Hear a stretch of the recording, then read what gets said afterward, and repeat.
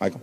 You challenged Speaker Johnson to a Georgia debate this morning. He responded that it was a desperate plea for attention. How do you answer that response from the Speaker to your challenge to debate him on that? Well, Mike Johnson and I, have a very open and candid and forward-looking relationship, and that will continue. But for the life of me, I can't understand.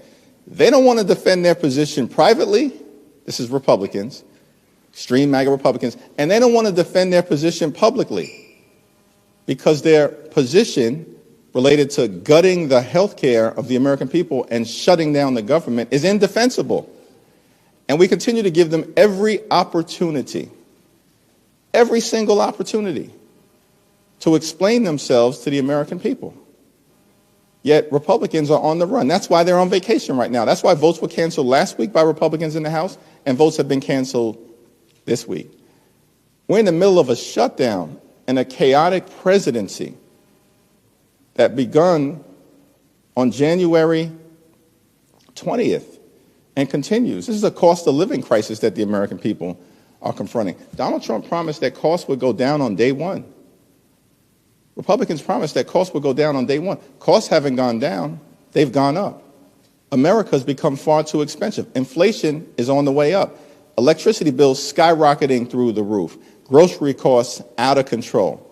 Housing costs getting more and more expensive. And now Republicans are setting in motion the fact that housing and health care and grocery prices and all of the day-to-day expenses that the American people experience is not going to get better, it's going to get worse.